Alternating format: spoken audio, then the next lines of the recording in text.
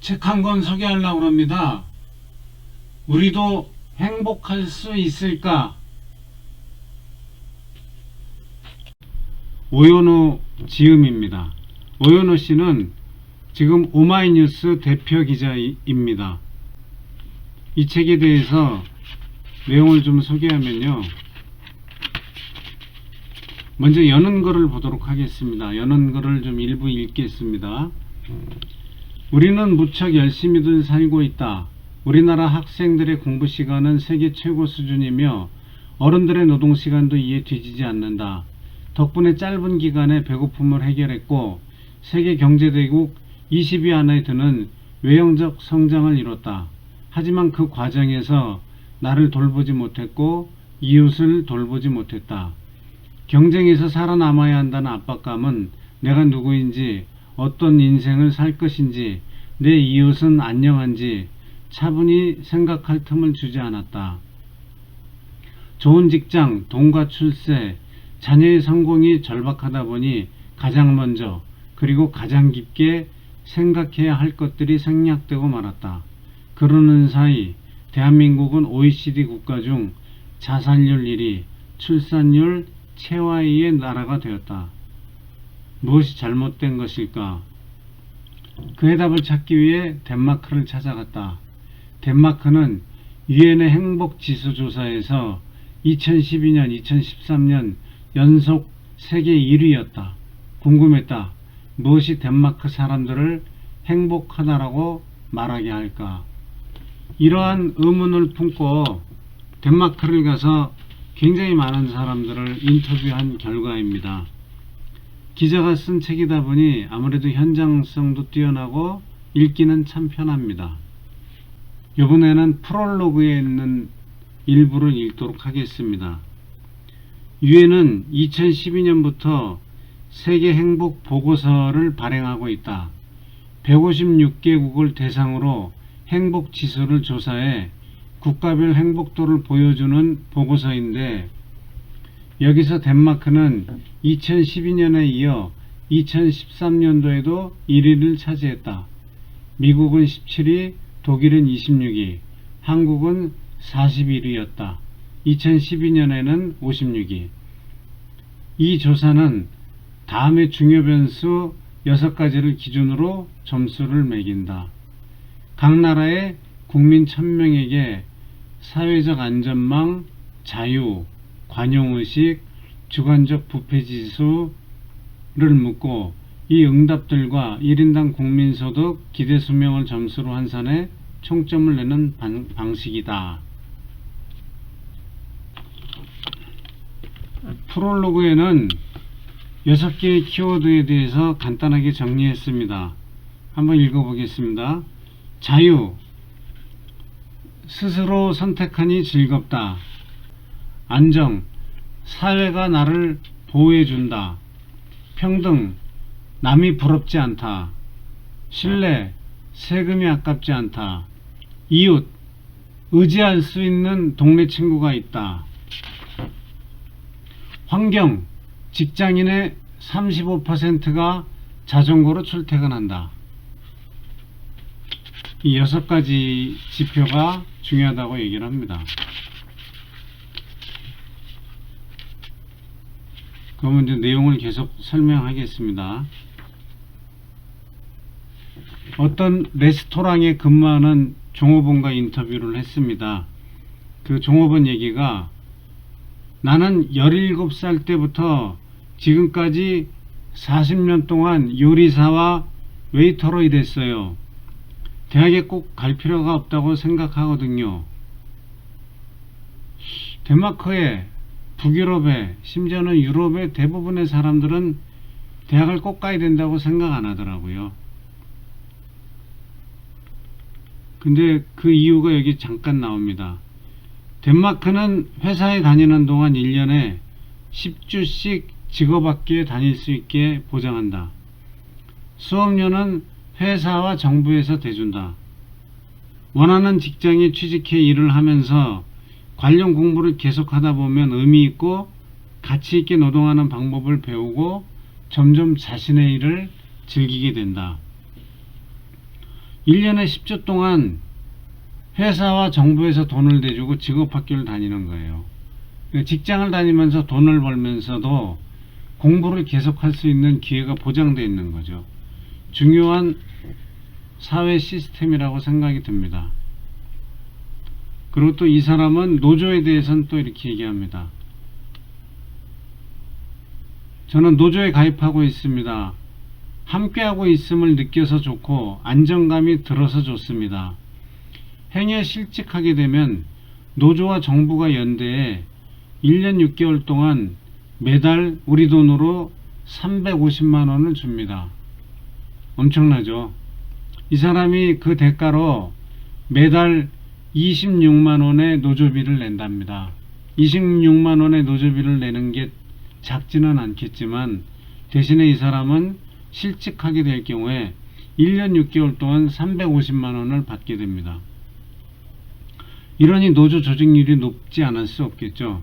덴마크의 노조 조직률은 70% 전후로 세계 평균 23%보다 훨씬 높다. 우리나라는 10%대에 불과하다. 그런데 덴마크가 예전부터 이렇게 귀천이 없는 사회는 아니었다고 합니다. 그 부분 읽어보겠습니다.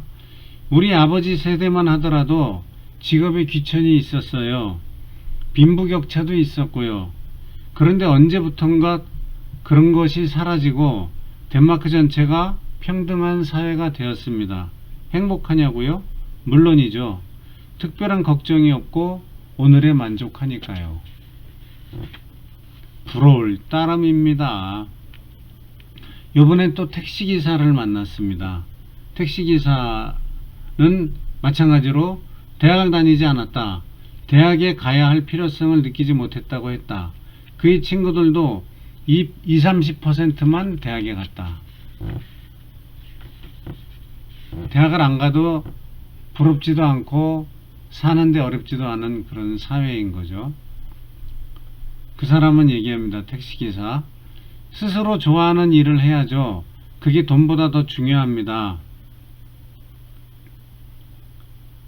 덴마크에서는 초등학생 때부터 즐거운 일을 스스로 선택하게 하고 성적이나 등수로 비교하지 않는다. 무엇보다 자기가 하는 일에 자부심을 갖도록 교육한다.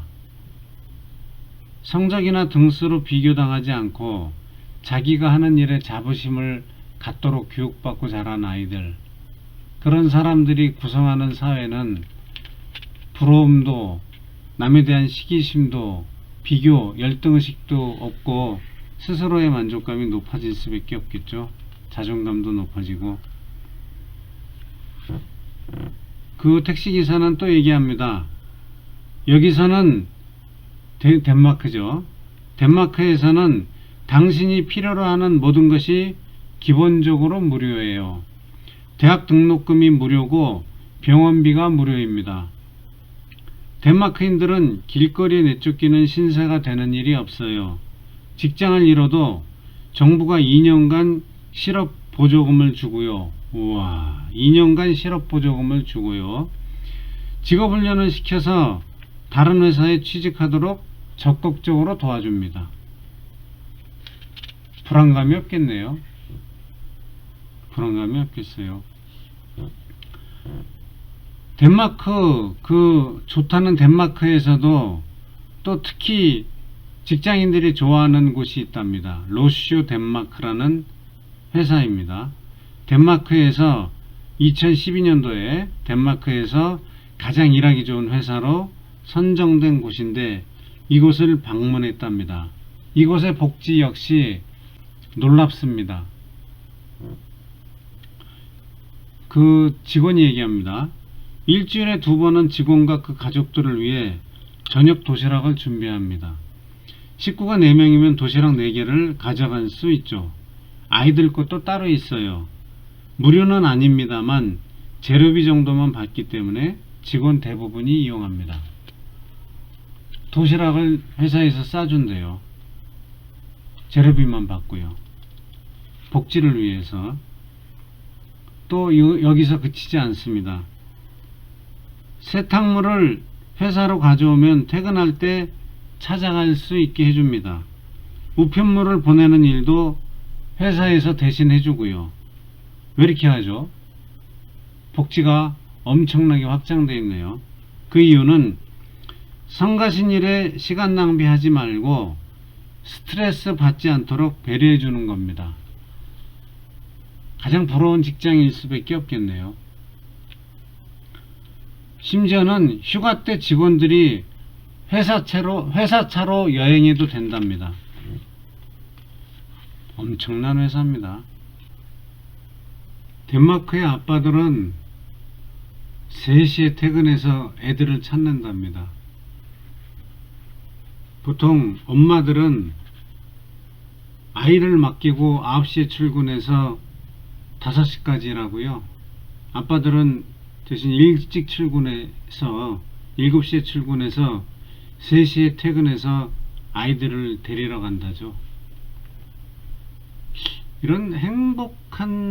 이렇게 되면 행복하지 않을 수 없겠죠? 정말 부럽습니다. 부러워.